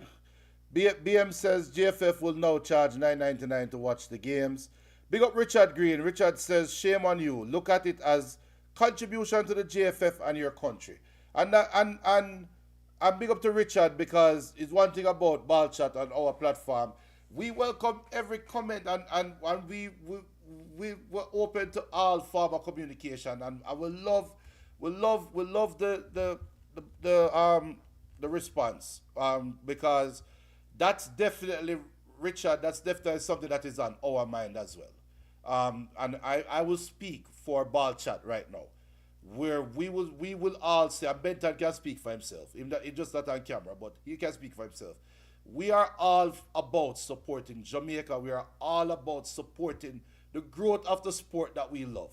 And I am 100% sure that if we were to be presented with um, a model or a plan and saying, here is the layout of the plan for the next couple of years. Here is what we are looking to invest in. Here is what we are looking to build. It will cost this. It doesn't matter what this is, the amount of Jamaican fans in the world will put the money towards it. So don't, and I get what you're saying, Richard, but please don't take it as a negative uh, with Benton questioning it, because history has dictated that we have to question things. And if I am on the GFF side, I welcome those questions because that gives me an opportunity to show you that I have a plan, right? And they did lay out some semblance of the plan to add to what Benton said. They did lay out some semblance of a plan. And I'm going to be honest with you. This is something that we have called for JFF to do. Ball Chat is 6 years old. This show is 6 years old. From day one, when we used to pre-record shows and was doing only audio, we were saying JFF need to take advantage of this space. So we love it. Um, and we think there is enough content. I think there is enough content there for JFF to charge $9 or $10 a month, and they will be able to satisfy their consumers because football is all year round. Schoolboy football, you can strike some deal with the ministry and with the Ministry of Sport, and you can televise those games on your platform. Premier League goes without saying. Put that on the platform. So only with those games alone, and not to mention, there's another league there that they're overlooking. Go stream the women's games, stream prep school games, Alberga the inter-secondary games. Stream those games. You will make your, but people will buy that content. That so the content is there, and even the biggest thing is history. Jamaica has 3 teams that made it to the World Cup. 2 women's team and 1 male team. You have all of those videos you can go back and pull back and you can show those games. I am sure, Benton, if you hear that JFF for the next 6 months will be playing the Road to France games, home and away games, I am 1,000,000% sure you will sit down and watch those games. So the content is there, just off historical content and content that is readily available. It is already there. It is the way it is rolled out.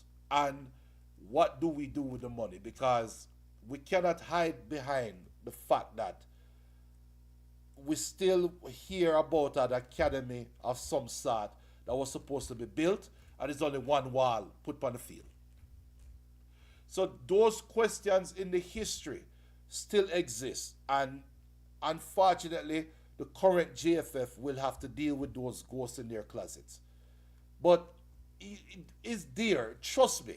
And Richard said the new marketing manager will give the layout soon, tier 2 as well. See, that's Benton. See that Richard is saying the new marketing manager going give out the layout. We No, will be, so yeah. Go ahead. sorry. So now ultimately, I, I mean, my thing is this: in life and in business or whatever we do, our reputation is a big thing. Our credibility is a big thing.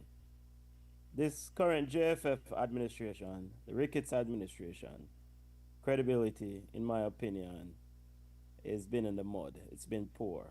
And so they have to repair some credibility with me.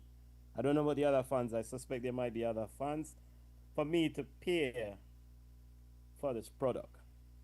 And credibility also comes down to interaction. We interact with one another too, because some of the conversations or the dialogues, and we have had communications or communication with some of them, and the brassness and the abrasiveness of the interaction, I don't like it.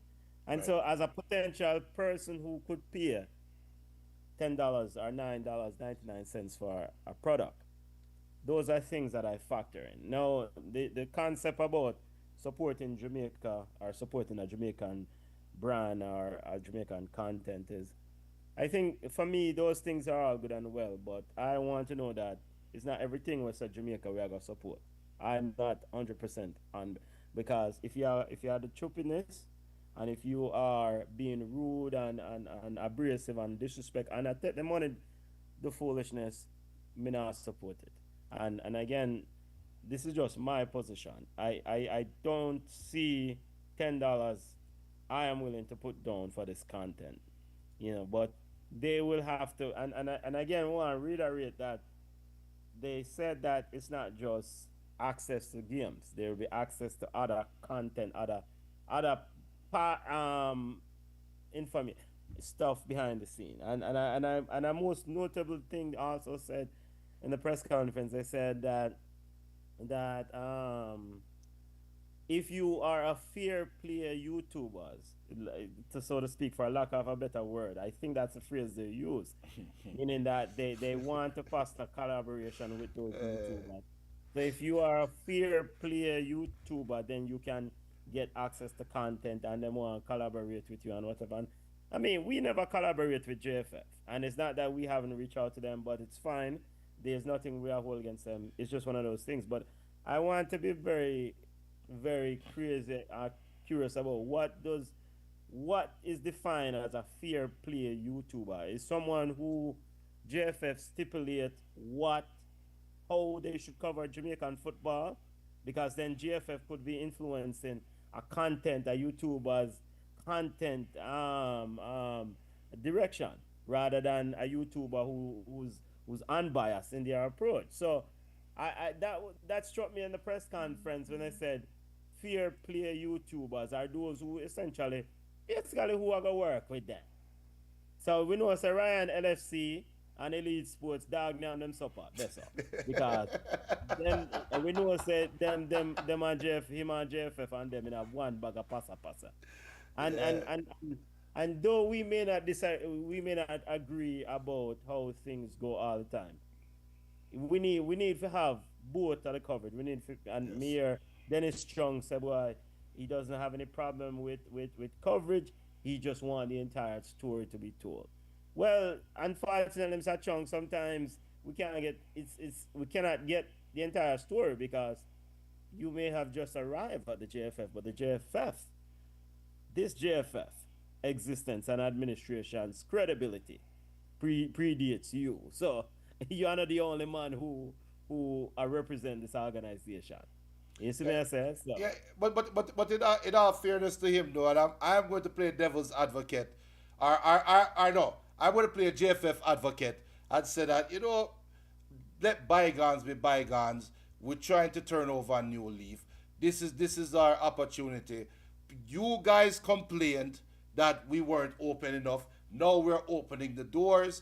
Yes, it is amicable. Yes, it is lucrative for us, but business is business, and a cycle. That leads to but Richard's. Yeah, then but how open are you when you said air quotes fear YouTube fear? So you get to determine what a YouTuber who you like are gonna promote. well, and you know what, Benton, Mr. to, JFF Adam. and to be honest, yes, and I am well within my rights to do that. GFF is well within their rights to do that. If GFF can come out and say, we want only people that will come out and say that President Ricketts is the greatest GFF president ever. And it's well within them rights to do that. And if they want to promote that, they can promote that, because the beauty about um, sports, anything that you're doing with sports, you cannot hide behind a charade or facade or smoke and mirrors for too long. Eventually, leaks and cracks will happen. Eventually, results would show differently. So I can have it my way. I can send the rhetoric my way because of whatever reason why I feel the need to do it. And Richard, like Richard said, how many people do you think would be willing to pay 120 per year? I would hope that they sit down and match that out because it's not really 120 per year. I don't think them look at it that way. I think them look at it and look at somebody and say, look, you're paying 9 US or 10 US a month. That's $2.50 or $2.50 a week. 250 a week. I'm sure you can drop 250 a week to get access to these historical games, to get access to this Alberga Cup, to get access to this. I'm sure they sat down and did the marketing. And plus, I don't want to speak for JFF, but I'm sure YouTube is not the only platform that they are targeting. I know this is going to get back to them. That's why I try to count my words properly, Benta, because I'm being JFF advocate right now. Most of these platforms are free. Most of these, this YouTube is free. Like, just to give you guys a glimpse behind, this is just a, right behind right there, so this is just a damn green piece of cloth to put up on the wall. And I have my regular computer and a webcam. And boom, Benton have a film webcam. Come on has her webcam. We have Zoom and we'll have a show. And we'll broadcast it. It's free. So when Richard asks how many are willing to pay 120 a year, doesn't matter. It doesn't matter. As long as we can generate some traffic. The goal should be not to build up this YouTube channel of JFF Live, not to build up JFF Live. The goal should be to show corporate Jamaica, corporate CONCACAF, corporate CONMEBOL, corporate America, corporate Europe, corporate Asia, corporate Africa. We have traffic generated in this space of people that love Jamaica, that just happen to watch football. We're talking reggae music, we're talking transport, we're talking tourism, we're talking just selling the island of Jamaica. You come to us because we have, right now, they have 19,000 subscribers. I have 19,000 people that is watching this content on JFF Live, and I can reach out to them. That is where the revenue stream is really going to come in. So I wish them the best. I hope, and I share Benton's sentiment, I hope they turn the leaf and put the money where it should be. Because if JFF Live blow up and becomes big like the United Stand, which it really can be, like Goldbridge channel, then that means we're not supposed to hear about Premier League having lack of resources.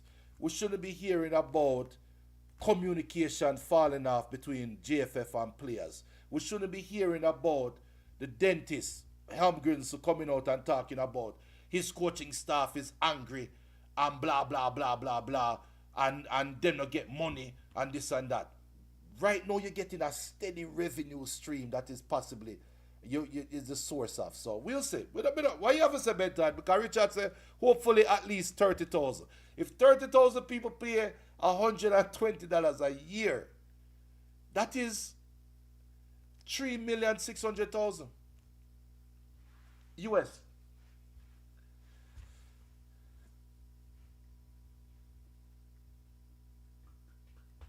Actually, no, 360,000. No, 3 million. Yeah, man. You give a school, man, at 3.6, man. Yeah, 3.6 million. 3.6 million. That's my whole Marian Arden 2 in maths. Yeah, I think like I said, Dembe. I don't know. big up But everybody we got done known, but we don't. everything I say, I don't know. Cause you never tell me say yeah, Onan did a team yet, man. Me tell you that. I I joke, what put up on GFF live. I joke. But yeah, man, at 3.6 million. But at the end of the day, you have to start somewhere, regardless of Yes, how how the perception or what sort of difficulties you may have along the way. You have to either try repair it and these open dialogue with the community on a whole. And I think bottom line, revenue stream or whatever we want to label it, image is a big thing. And I think one of the biggest thing that JFF is trying to do is use this product to repair the image of this JFF administration. And most notably at the end of the press conference, Dennis Strong said that we just want to highlight that this is an advent this is a venture of the paraphrase a venture of the JFF to essentially meet people where they are, talk to yes. people, engage, interact, and so this is kind of more marketing strategies, and it's important. It's important because you met the World Cup camp vibes, boss, all them things that behind the scene, all of that go up on your JFF live channel, then that's where your 10.99, your 9.99 revenue start coming. Cause yo, man say yo want to see the man them in the camp, you drop stuff because we don't say Jamaica now go World Cup go win no bag of match. It's okay if you can show your camp, the man them in a camp and you see your subscriber channel. Just our family members alone. Yeah. So it's an it's something that's long overdue, and we wish them all the best. And one make a note say, regarding the things that you point out regarding leagues.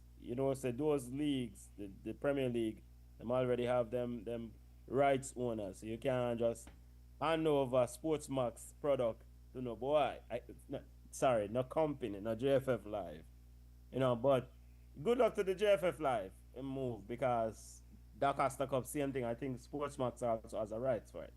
Um, it's going to take a commitment because we don't know the streaming landscape and the mechanics and all the stuff. So we're looking forward to see what the product looks like. Yeah. I agree, Roger. And Richard asked one last question before we take ourselves. Do you think that's possible?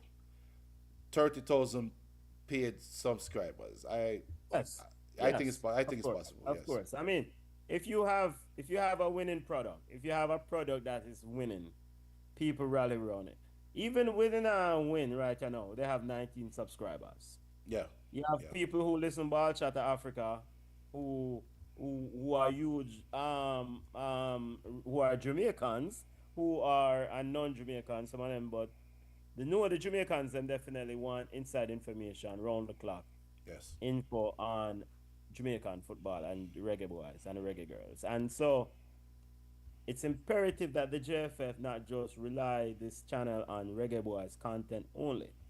The reggae girls, as you rightfully pointed out, Junior, is that the team qualified for 2 World Cups, and there is also a huge marketing campaign you can build around them because, yo, you have some ballers that play all over the place, and you have a product here that you can rally behind, get young subscribers, family members, boom, bam. So, um, I, good luck to them. I like what they're doing. I mean, we saw Flow Sports with limited content massively increasing subscribers when we paid subscribers when we were streaming on their platform. So, and we are not JFF. We don't have nothing close to the content that JFF have.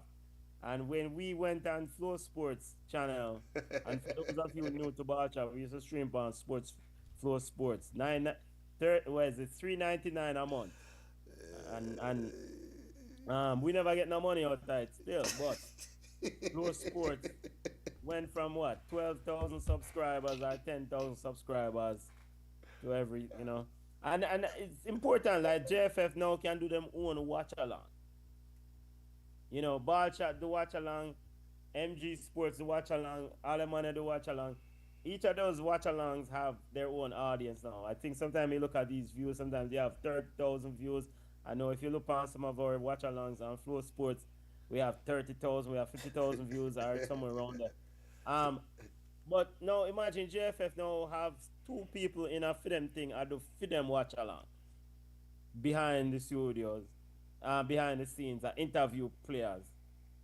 That means That- if we think get a lick now, we have to play some more music. And more, and some more all tune, but good luck to them. And you know, it's just the management and the commitment. Good luck to them. Hey, I big up Tiger. Tiger says some ball chat done. Kiss me teeth, but not even get to talk about Manu. Tiger, you're too all late. But Benton, just to give them one pull out of the curtain, cause you kind of pull the curtain back on and throw your word after flow, and let's let's fix up that because I don't want to get no email from Flow. It wasn't Flow Sports. It was Flow Sports Online. Is a difference. I don't give one to Tabaclat. It was Benton. the same listen, man. Yeah, brother, it send me a check, you know, because all right, me done. Yo, all right. So people, I just to pull back, we are in 100% support of JFF Live. We are not trying to compete with JFF Live. JFF Live is they're a niche. Ball chat is 100% world football, and we have a Yawd Ballas segment, and that was something that we did from day one, where we said we weren't going to go after just Jamaican football. So Benton, I guess we'll see if you rant next week for Caribbean United. What the name? Um, Caribbean Premiership, man. Yeah. We'll see if that rant for next week. Next week you rant for Caribbean. No, but we excited about that Premiership discussion. We're not gonna rant, but we excited about it. We excited. No. No man, that the showcase. I'm talking about the Caribbean United. What them name? When we were supposed to do the show with them and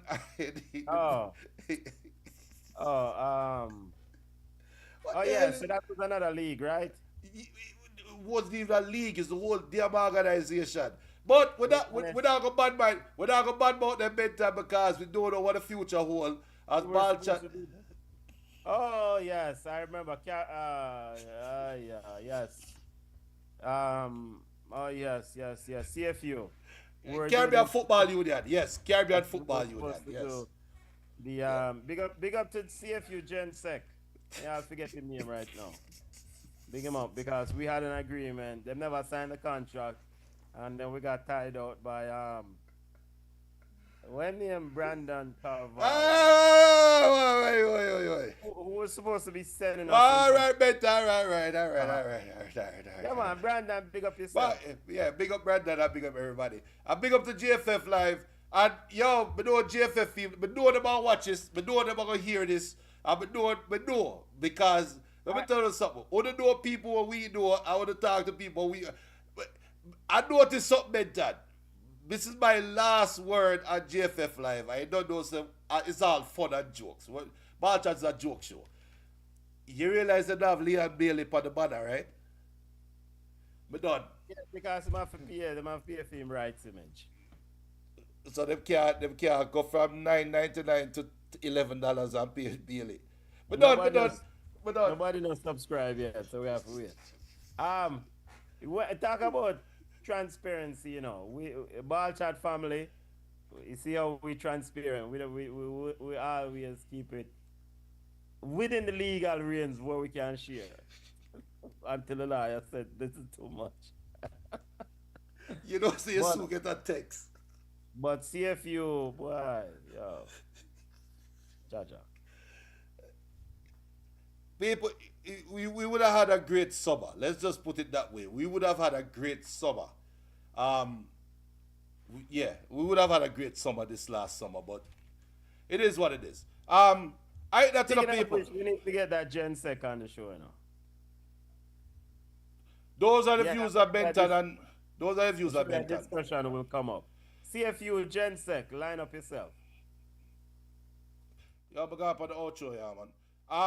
You can follow us up on Instagram at Ballchat Podcast. We're still on X at Ballchat1. You can also follow us on Facebook at Ballchat. You can email us at ballchatpodcast@gmail.com. Yo, make sure you hit the subscribe button. Hit the subscribe button right now. Richard, big up yourself. You're watching. You're on YouTube. Beg you hit the subscribe button. When you see we hit the subscribe button on GFF Live, I'm going to talk bad about them same way. Hit the subscribe button, people. Subscribe. You don't know Ball Chat. We're just talking world football. Just a bunch of, what else I meant on? Coaches just sit down and chat me a chup in this every week. But it's still fun. Football fans passionate about football. Well, you know. And in fact, we might go play some ball next weekend. Sure. Later.